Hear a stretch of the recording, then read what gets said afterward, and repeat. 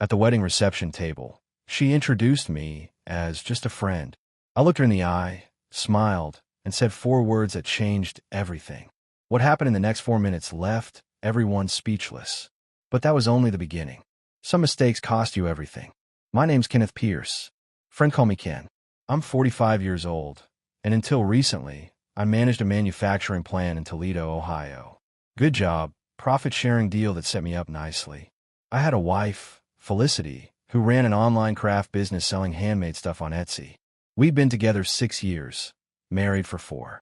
She had 2 kids from a previous relationship, Connor, 14, and Emma, 11. I had my own son, Jake, 16, living with my ex-wife Caroline in Columbus. The thing about second marriages is you go in thinking you've learned from your mistakes. You're older, wiser, more careful. You watch for red flags. You communicate. You build together. Felicity and I bought a house in Maumee. Nothing fancy but solid. 3 bedrooms, decent yard, close to good schools for her kids. I helped her launch that Etsy store, spotted her 50 grand to buy the equipment, the embroidery machines, the bulk materials. She said it was a loan. I said it was an investment in our future. No paperwork, just trust. Saturday, September 16th. Her cousin's wedding at some boutique vineyard 2 hours south, near Sandusky. Beautiful place, all rolling hills and late summer sun. That golden light photographers go crazy for. Felicity spent the morning getting ready, hair appointment, makeup, the whole production. I ironed my navy suit, polished my shoes, played the part. We drove down together in her Honda, talking about nothing important. The weather, the playlist. Whether Connor needed new cleats for soccer. She seemed fine, happy even. Laughed at my jokes, touched my arm when I made a turn. No tension, no distance.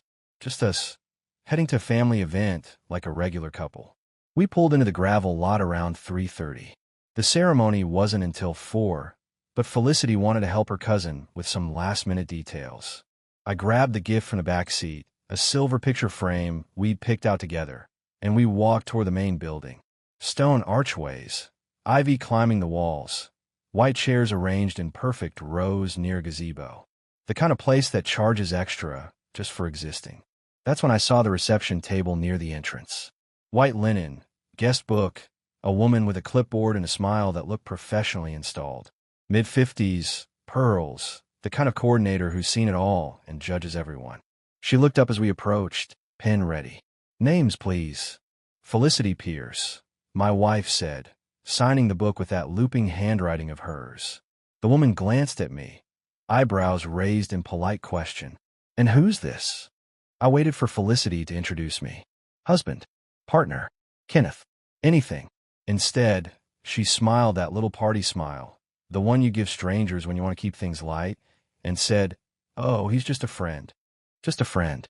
The words landed between us like a stone dropped in still water. I felt something shift in my chest, something cold and final. I looked at her, waiting for the correction, the laugh, the "I'm kidding, honey." But she'd already turned back to the woman, pointing at something on the seating chart. I didn't yell, didn't make a scene. I just smiled, slow and deliberate, and said loud enough for everyone within 10 feet to hear, "Actually, I'm just an ex." Then I turned and walked away. I heard her voice behind me, sharp and sudden. "Ken, wait." I didn't wait. I walked past the rows of white chairs, past the string quartet warming up, past the bar where they were setting out champagne flutes. My shoes crunched on the gravel path, steady and even, and I didn't look back once. The parking lot felt like a football field, stretched out and endless. But I made it to my truck, the F-150 I'd driven separately because Felicity said we might need 2 cars for errands later in the weekend. Good thing I had it. I climbed in, started the engine, and pulled out onto the county road. My hands were steady on the wheel. My breathing was normal. I felt calm in a way that probably should have scared me, but didn't. It was the calm of a man who just watched the last piece of a puzzle fall into place and finally understood the whole picture. For minutes after I left, my phone started buzzing. Text after text. Felicity. Her mom. Her aunt. Someone named Pam. I didn't even know. I glanced at the screen at a red light. "Ken, please come back. It was a mistake." "What's going on?" "Felicity's crying. This is embarrassing. Fix this." I turned the phone off and kept driving. What I didn't know, what I wouldn't find out until later that night, was that those 4 minutes had been enough. Enough for her mother to pull her aside and demand an explanation. Enough for guests to start whispering. Enough for someone to pull out their phone and realize the whole exchange had been caught on video, right there in the background of the videographer's opening shots.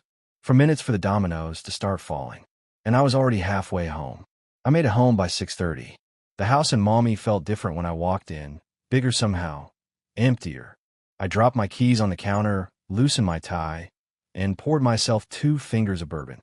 Sat on the couch in my suit, staring at nothing. My phone was still off. I wasn't ready for the flood yet. Around 7, I powered it back on. 43 missed calls. 62 text messages. 3 voicemails. I scrolled through them without opening any, watching the names blur together.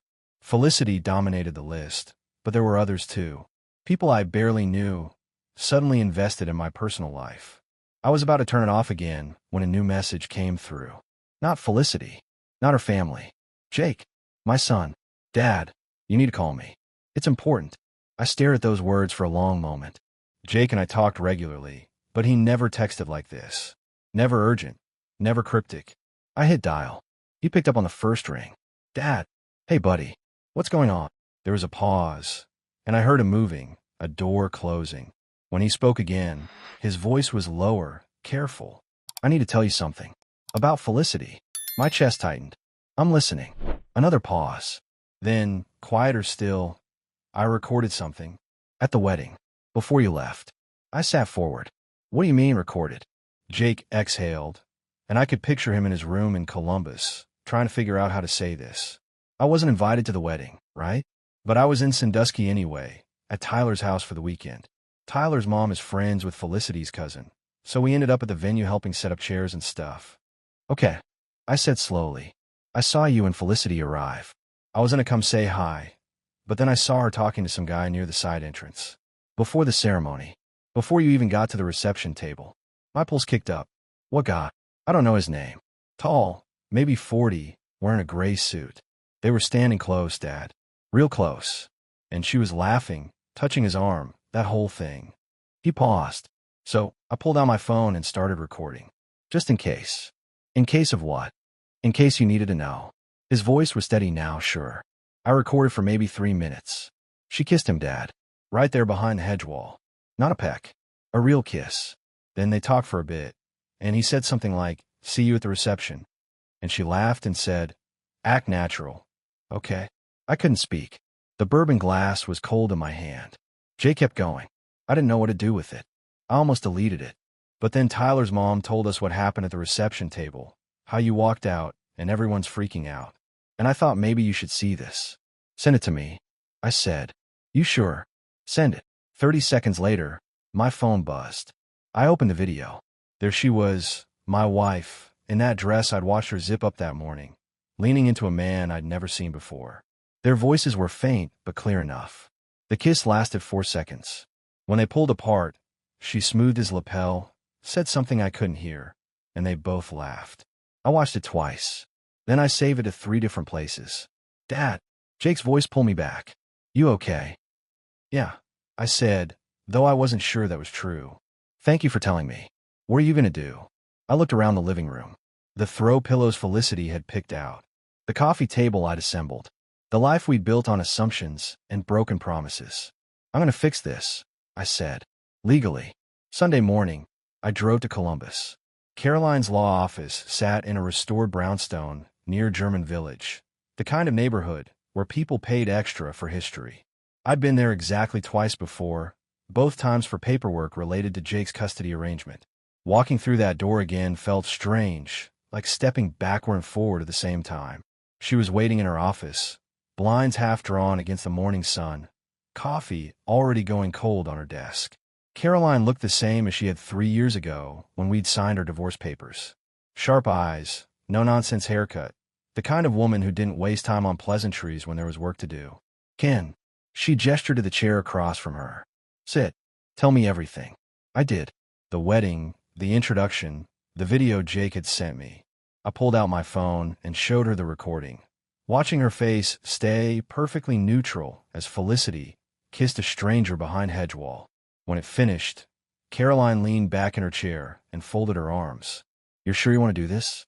Once we start, there's no going back to normal. Normal's already gone, I said. I want to protect what's mine. She nodded slowly. Okay. First question. What assets are we talking about? I made a list the night before, couldn't sleep, so I'd written everything down on a legal pad at 2 in the morning. The house in Maumee. Paid off. Worth about $320,000. The lake property near Put-in Bay, inherited from my uncle 4 years ago, currently valued around $475,000. My profit-sharing account from the plant, sitting at just over $200,000. And there's something else. Caroline raised an eyebrow. Go on. I've been moving money. Started about 18 months ago, after Felicity kept pushing to refinance the house and put both our names on the deed. Something fell off about how eager she was, so I opened an offshore account. Cayman Islands.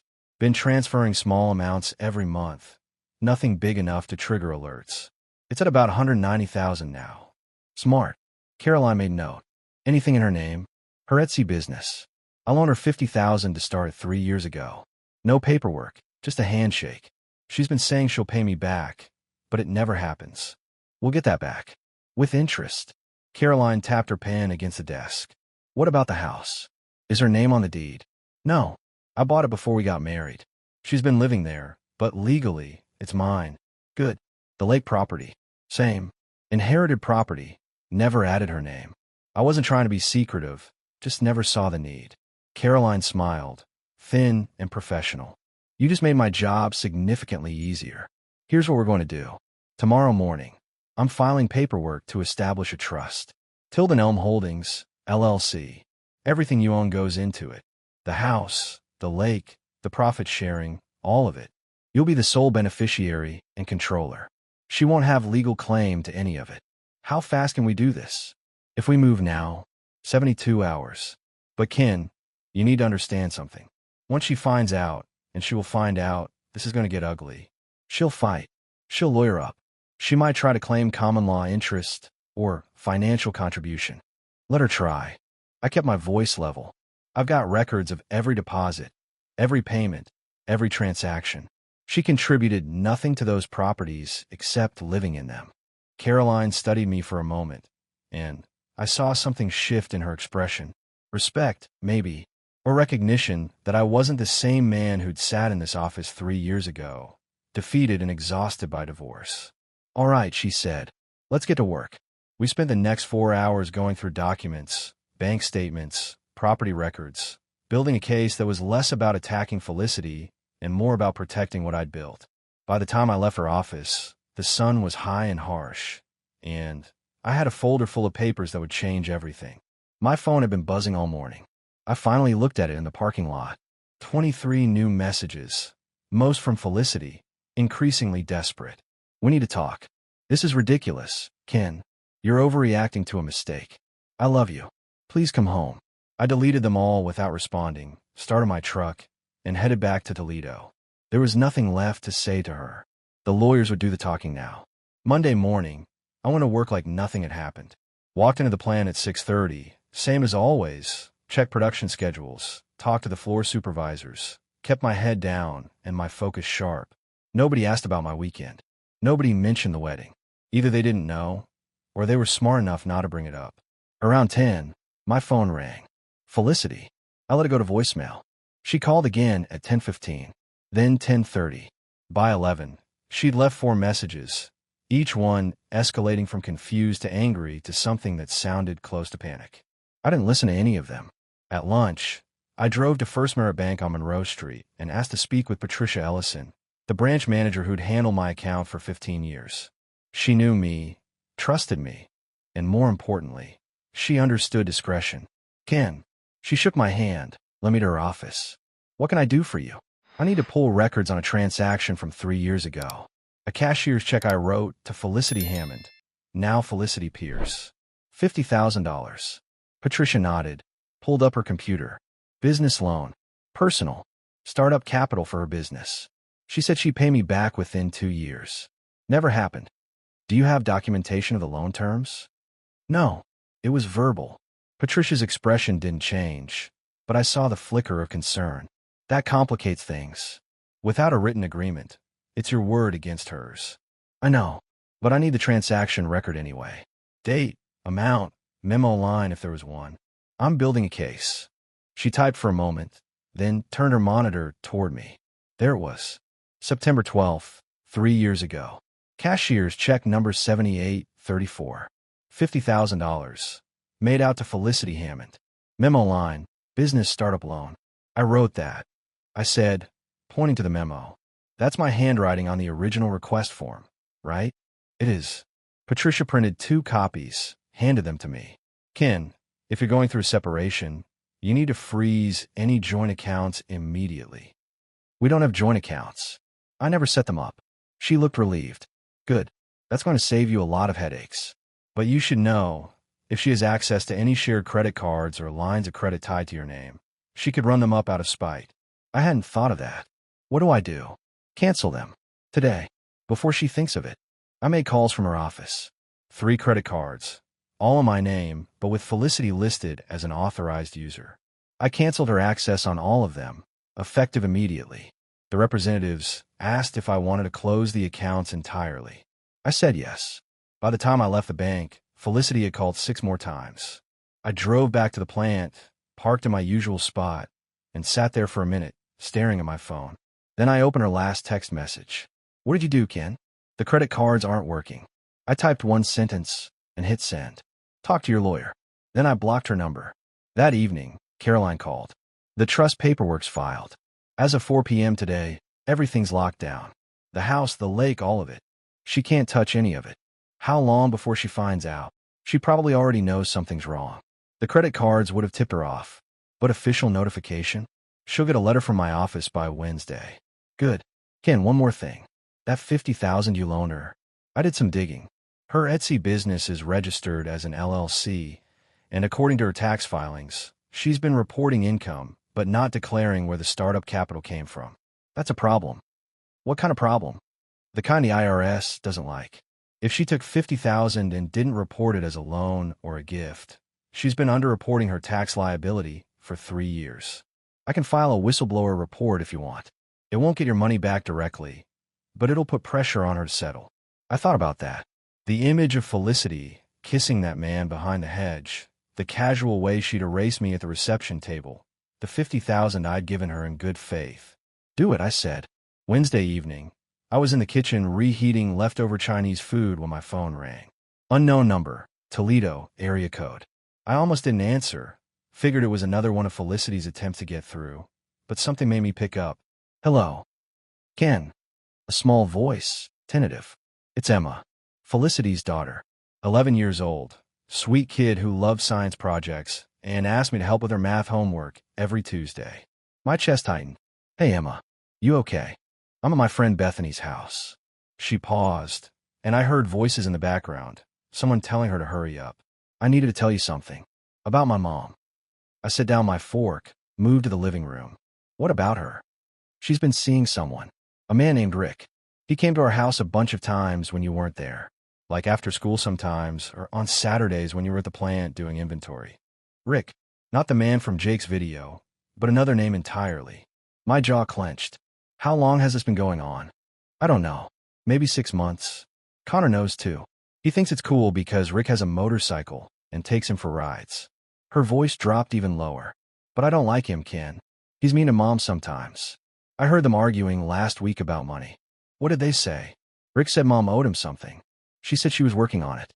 Then he said something about our deal, and she got really quiet. Our deal. I felt something cold settle in my stomach. Emma, where's your mom right now? She's in her room, crying. She's been crying since yesterday, when some lady came to the door with papers. Connor said it's because you're divorcing her, but I don't know if that's true. The trust documents. Caroline had sent a courier to deliver them personally. Listen to me. I said carefully. I need you to know something. What's happening between your mom and me, that's grown-up stuff. It's not your fault, and it's not about you or Connor. You understand. Are you leaving us? Her voice broke slightly, and it gutted me. I'm not leaving you, Emma. Your mom and I have problems we can't fix, but that doesn't mean I don't care about you. You can still call me if you need help with homework. Okay. Okay. She sniffled. Ken, there's something else. Last week, I heard Mom on the phone with someone. She was in the garage, but I could hear her through the window. She was talking about the lake house. She said something like, once we sell it, we can split the money and get out. The lake house. The property worth nearly $500,000 that Felicity had zero legal claim to, but apparently thought she could sell anyway. Did she say who she was talking to? No, but it sounded like the same guy. Rick, I think. I closed my eyes, pieced it together. Felicity had been planning this. The affair, the sale of property that wasn't hers, some scheme with a man I'd never met. The wedding introduction wasn't a mistake or a slip of the tongue. It was part of something bigger. Emma, you did the right thing calling me. Thank you. Are you mad at me? Not even a little bit. You're a good kid. After we hung up, I immediately called Caroline. She answered on the second ring, sounding tired. It was almost 9 p.m. Ken, what's wrong? We got a problem. Felicity's been planning to sell the lake house. She's got a boyfriend, a guy named Rick, and they've been discussing splitting the money. Caroline was quiet for a moment. That's attempted fraud. If she tried to forge her signature or sell property she doesn't own, that's criminal. What do I do? First, I'm calling the county recorder's office first thing tomorrow morning. We're putting a lien on that property, so it can't be sold without your explicit written consent. Second, I'm adding this to our documentation. If she's conspiring to commit fraud, that strengthens our case significantly. There's more, I said. According to Emma, this has been going on for at least 6 months. And there's another man besides the one from the wedding video. This isn't just an affair. It's a pattern. Even better for us, Caroline said grimly. Worse for her. Give me everything you can. Names, dates, details. I want to bury her so deep she won't see daylight for years. I should have felt bad about that. About destroying the woman I'd married, the mother of 2 kids I'd grown to care about. But all I felt was cold, focused determination. She tried to steal from me. Now she'd learn what it cost. Thursday afternoon, I got home from work to find a pickup truck in my driveway. Ohio plates, rusted around the wheel wells, the kind of truck that had seen 30 years of honest labor. I didn't recognize it until the driver's side door opened and Robert Hammond climbed out. Felicity's father, 73 years old, retired electrician, the kind of man who fixed things with his hands and didn't waste words. I met him maybe 10 times in 6 years, mostly at holidays. He'd always been polite but distant, like he was reserving judgment. Robert, I said, walking up the driveway. What brings you here? We need to talk. His voice was rough, tired. You got a few minutes? I unlocked the front door, let him in. He stood in the entryway, looking around the house like he was cataloging every detail, then followed me to the kitchen. I offered coffee. He shook his head. I'll stand, thanks. He pulled an envelope from his jacket pocket, set it on the counter between us. This came to my house yesterday, from some law office in Columbus. I recognized Caroline's letterhead before he even opened it. Notice of lien, Robert said flatly, on a property at 4737 Lakeview Road, Put-in-Bay, filed by you, through your attorney, preventing any sale or transfer without your written consent. That's right. He looked at me hard. That's my daughter's house too. No, sir, it's not. That property was inherited from my uncle 4 years ago. Felicity's name has never been on the deed. She has no legal claim to it. Robert's jaw worked. She told me you two bought it together. Said you were planning to retire there someday. She lied. The words hung in the air between us. Robert stared at me for a long moment, and I saw something shift in his face. Not anger, but something heavier. Disappointment, maybe, or recognition. There's more, he said quietly. She came to me 3 weeks ago. Asked me to co-sign a loan. $50,000. Said you two were having cash flow problems with the business, needed bridge financing. I signed the papers because she's my daughter, and I trust her. My blood went cold. What loan? What business? Her Etsy thing. She said it was growing, needed new equipment, more inventory. The bank approved it based on my credit and my house as collateral. He pulled another paper from the envelope. This is the loan agreement. Due date's in 18 months. If it's not paid, they take my house. I took the paper, scanned it. First National Bank. $50,000. Robert Hammond listed as primary borrower, Felicity Pierce as secondary. The collateral was Robert's house in Oregon, a small ranch-style place he'd paid off 20 years ago. Did she tell you what the money was for, specifically? New embroidery machines. Marketing. Business expansion. Robert's voice was flat. But that's not what it was for, is it? I don't know, I said honestly. But I can find out. I pulled out my phone, called Caroline. Put on speaker so Robert could hear. Ken, she answered. I need you to pull records on a business loan taken out by Felicity Pierce 3 weeks ago. First National Bank, $50,000. Her father co-signed. His house is collateral. Caroline was quiet for a beat. Give me an hour. While we waited, Robert sat at my kitchen table, looking smaller than I'd ever seen him. She's my only daughter, he said after a while. Her mother died when Felicity was 16. I raised her alone, worked double shifts to put her through community college. I thought I did right by her. This isn't your fault, isn't it? He looked at me. Maybe I let her get away with too much. Made excuses when she messed up. Her first marriage, the way that ended, I blamed the guy. Told myself Felicity deserved better. Now I'm wondering if I saw what I wanted to see. My phone rang. Caroline, you're not going to like this, she said. The loan was approved 2 weeks ago. The money was disbursed last Thursday. I pulled her business account records, public filings. None of that money went into her business. It's gone. Gone where? Withdrawn in cash. 10,000 on Friday, another 10 on Monday, the rest yesterday. All from different ATMs around Toledo and Sandusky. Robert's face went gray. There's more, Caroline continued. I did some checking. Rick Dalton, 42, lives in Perrysburg. He's got a history. Fraud charges in Michigan 5 years ago. Settled out of court. Currently unemployed. And Ken? He's been posting on social media about a big score coming soon. Posted a picture yesterday of a motorcycle he just bought. Brand new Harley. $15,000. I looked at Robert. His hand was shaking. She gave him my money, he said quietly. My house. She gave it to some guy on a motorcycle. We're getting it back, I said. All of it. Caroline's voice came through the speaker, hard and certain. I'm filing fraud charges tomorrow. Criminal and civil. Robert, you'll need to file a police report as well. Identity theft, fraudulent misrepresentation, the works. Robert stood slowly, looking around my kitchen one more time. Then he looked at me. I'll testify against her. Whatever you need. She doesn't get to destroy people and walk away. After he left, I stood in the driveway watching his taillights disappear down the street, and I felt something I hadn't felt since Saturday at that vineyard.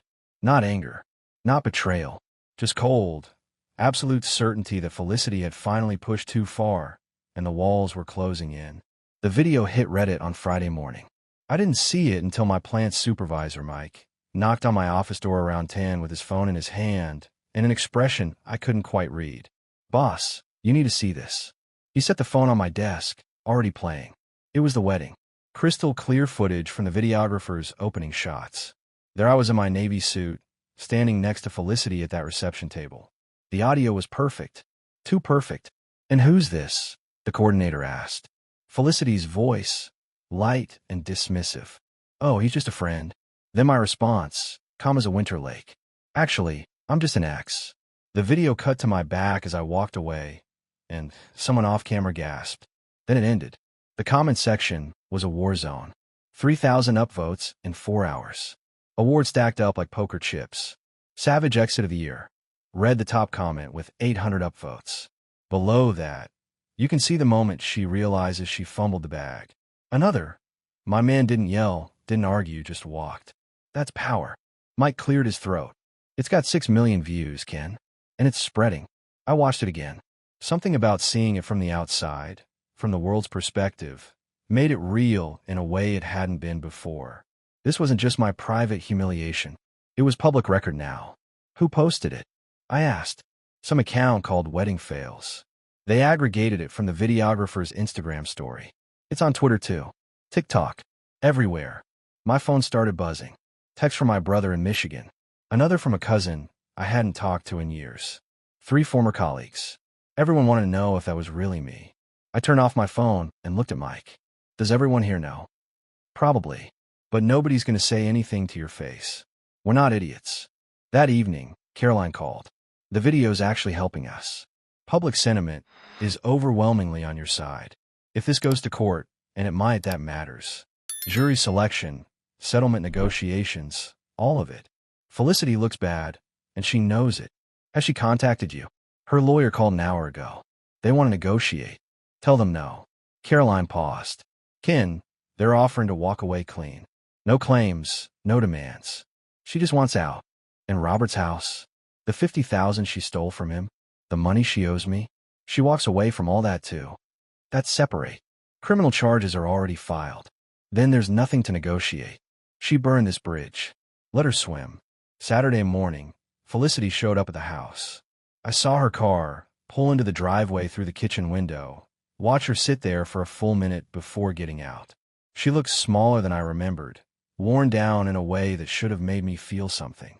It didn't. I opened the door before she could knock. Ken, please. We need to talk. Her voice was rough, like she'd been crying for days. No, we don't. Your lawyer can talk to mine. I made a mistake at the wedding. I panicked. The coordinator put me on the spot, and I said the wrong thing. You didn't make a mistake, Felicity. You told the truth. I was just a friend to you. Convenient. Useful. But not worth claiming.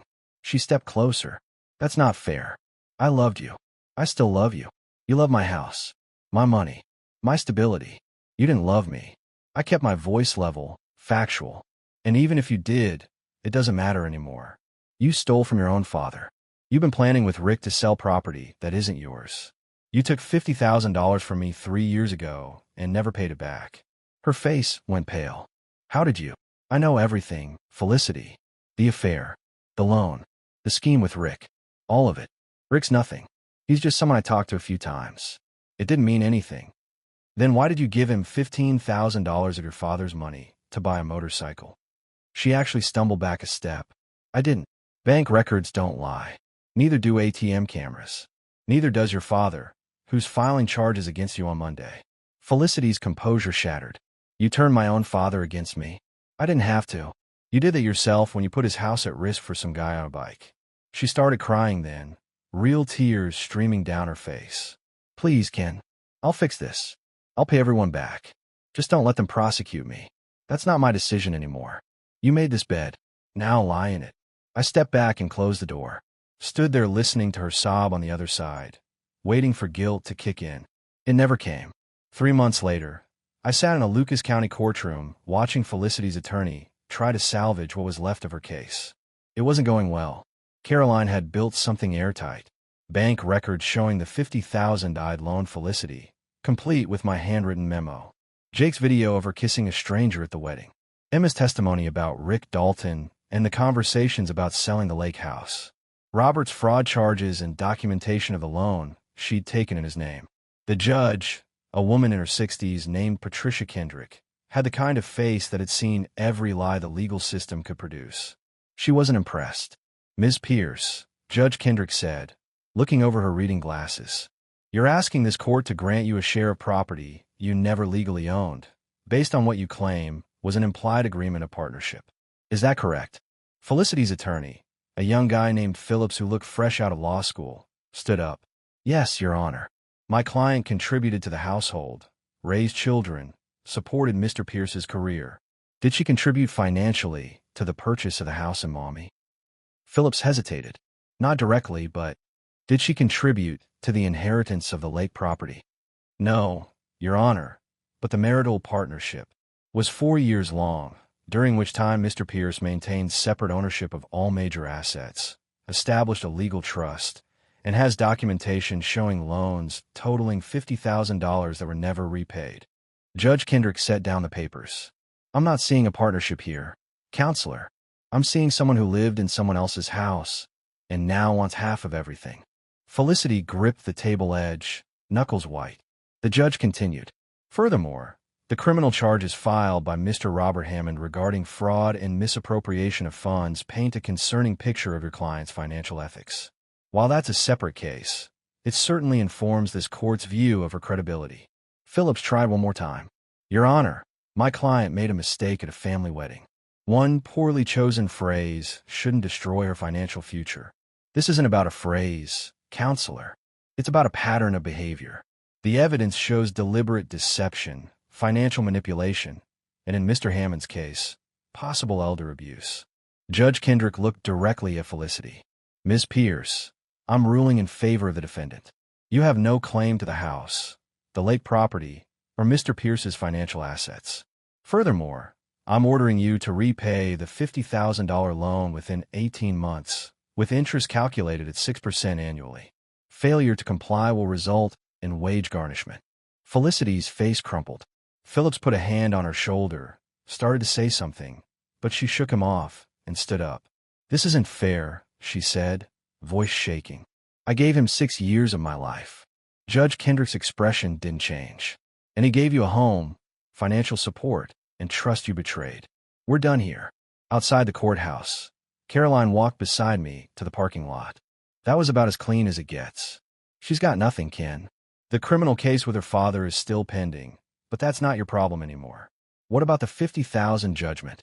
She'll probably file for bankruptcy. Even if she does, the fraud aspect might make it non-dischargeable. Either way, you've got the judgment on record. Caroline stopped at her car. How do you feel? I thought about that. Relieved. It's finally over. Not quite. There's one more thing. She pulled a folder from her briefcase. Jake's been talking to his mother. About custody. My heart kicked up. What about it? He wants to live with you. Full time. She already talked to me about it. She thinks it's best for him, given everything that's happened. Says you've proven you're stable, responsible, someone he can count on. I took the folder, opened it. Custody modification papers, already half filled out. She's serious? I asked. Dead serious. Sign these, and Jake moves in next month. 14 months after that wedding, I stood in my kitchen making breakfast while Jake sat at the counter doing calculus homework. He'd moved in last spring, and the house felt different now. Full. Right. Dad, you see my physics textbook, he called from the living room. Check your backpack. You left it by the couch. He appeared a moment later, book in hand. Found it.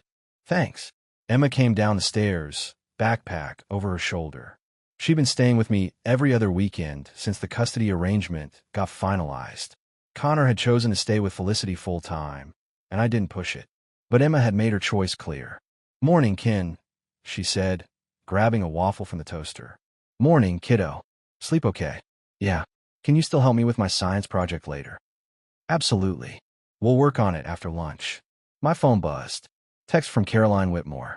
Coffee this week? Want to discuss something? I've been having coffee with Caroline more often lately. Started as legal consultations about Jake's custody, but somewhere along the way, it had become something else. Something that felt suspiciously like dating, though neither of us had said the word out loud. Thursday work. I typed back. Perfect. 10 a.m. That place near my office. Jake looked up from his homework, grinned. That Caroline. Mind your business. You're smiling at your phone, Dad. That's definitely Caroline. He went back to his equations, still grinning. I like her. She's smart. And she actually beat you at chess last week. She got lucky. 3 times in a row isn't luck. Emma laughed. And I realized this. Right here was what I'd been fighting for. Not the house or the money or the legal victories. This. A normal Saturday morning with kids who felt safe enough to tease me. A future that didn't involve looking over my shoulder waiting for the next betrayal. The lake house had sold 2 months ago. $490,000. I put half in trust funds for Jake and Emma. Used the rest to pay off the last of my plant's expansion costs. The mommy house was paid off. Mine free and clear. The offshore account sat untouched. A reminder that sometimes protecting yourself isn't paranoia, it's wisdom. I'd heard through mutual acquaintances that Felicity was working retail now, living in a 1-bedroom apartment in Oregon with Connor. Robert had gotten a judgment against her in the fraud case.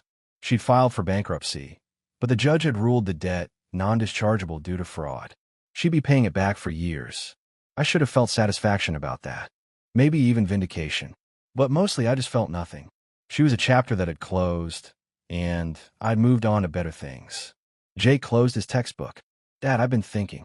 Maybe this summer, we could drive up to Mackinac Island. Just the 3 of us. Make it a thing. The 3 of us. You, me, and Emma. If that's okay. I looked at Emma. She nodded enthusiastically. Yeah, I said. Let's make it a thing. That afternoon, Caroline came by to pick up some documents Jake needed for school. She stayed for coffee, then dinner. Then we sat on the porch watching the sun go down while the kids did homework inside. You're different than you were a year ago, she said quietly. Lighter somehow. I got rid of dead weight. She smiled. Good metaphor. It's the truth. I spent 6 years carrying someone who was planning to drop me the whole time. Now I'm not. Feels good. Caroline reached over, took my hand. For the record, I'm glad Jake wanted to live with you. Not just because it's good for him, though it is, but because it means I get to see more of you. I squeeze her hand. That a professional opinion? Counselor? Completely personal. We sat there as the sky turned purple and gold, and I thought about how far I'd come from that vineyard reception table. From a man who'd smiled and said, just an ex, and walked away not knowing what came next. I knew now. It was this. Second chances. Better choices. A life built on honesty instead of assumptions.